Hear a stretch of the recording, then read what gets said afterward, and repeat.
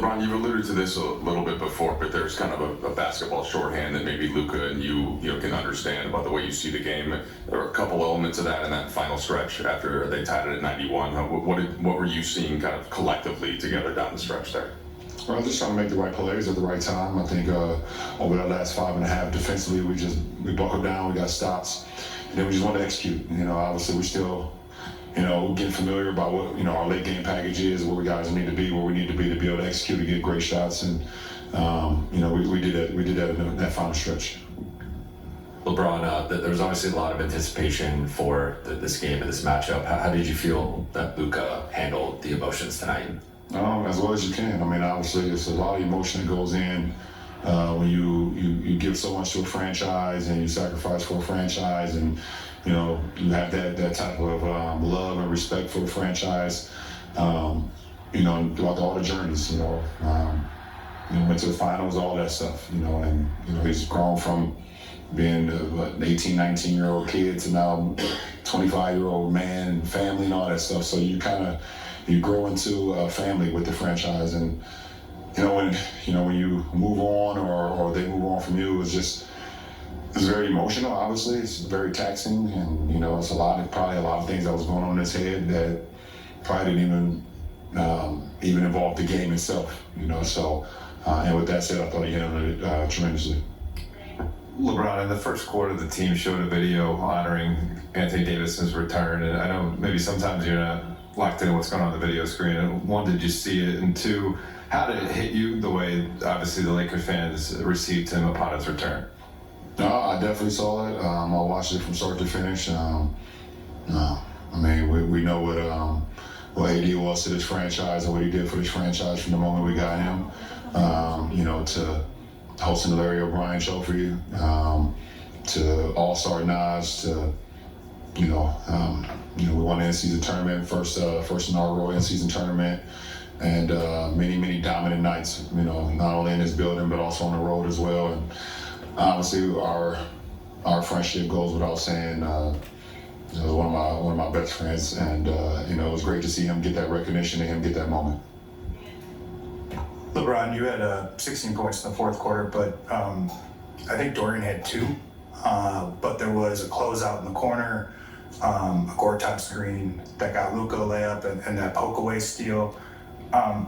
Just what have his sort of intangibles meant to this team as it's kind of redefined itself here over the last 6 weeks or so? Yeah, we knew exactly what we was getting when we got him. We knew we'd get things in the box scores, and then there would be things that didn't show up in the box score. He's just a winning player. He makes winning plays, and like you said, those 3 plays right there down the stretch, the Gortat screen, getting Luka that layup when the game was tied. I drove left on one of my possessions and missed a floater, and he dumped it in, and then be able to get a tip from behind that got us another easy basket. 3 of the biggest plays of the game. So, you got guys like Dodo. You just know that he's always going to make winning plays no matter wherever, from the first to the fourth quarter. Hey, Bron, you're no stranger to the emotions of these big games and the pressure. Obviously, completely different circumstances, but playing against Cleveland for the first time after going to Miami comes in mind. What was your advice for Luka tonight? No, I didn't have none, man. Obviously, we understood as his teammates that we wanted to try to get this win for him. Obviously, we know what transpired not too long ago, so. As his teammates, we wanted just to try to back him no matter how, in any way, shape, or form, on the court, off the court, whatever, and I'm happy that I was, along with my teammates, able to make a couple plays down the stretch to get him this win. I know it's, I won't say it, but I think it means something to him for sure. Anytime you face your former team, you spent 7 years with them, I believe, so.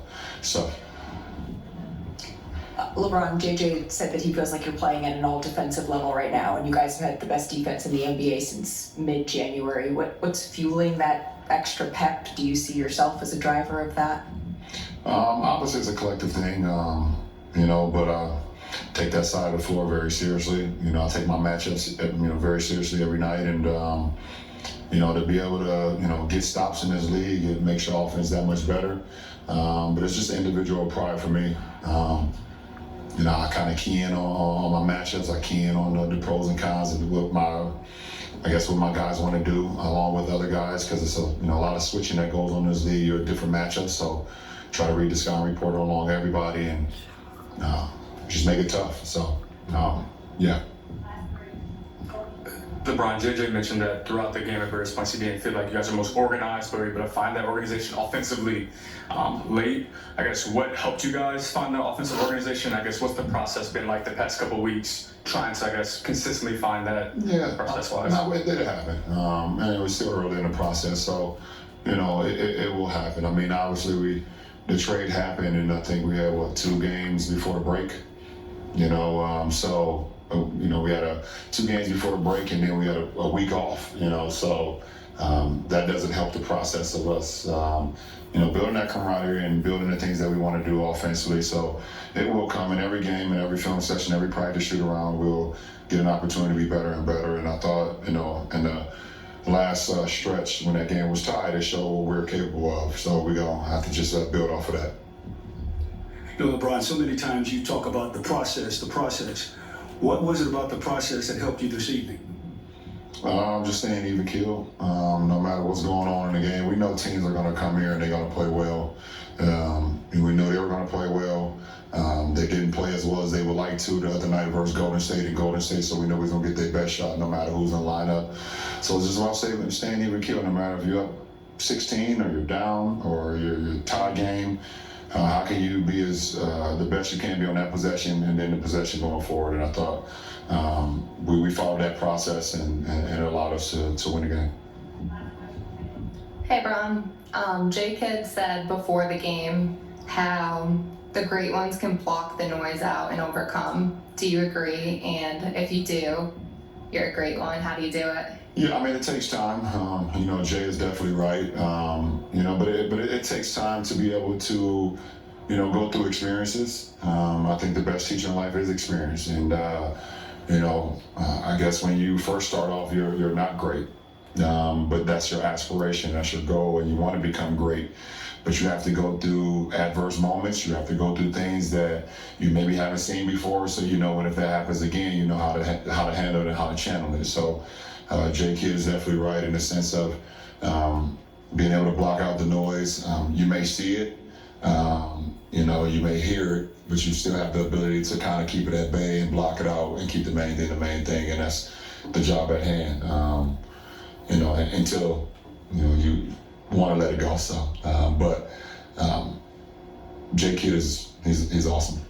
I appreciate it.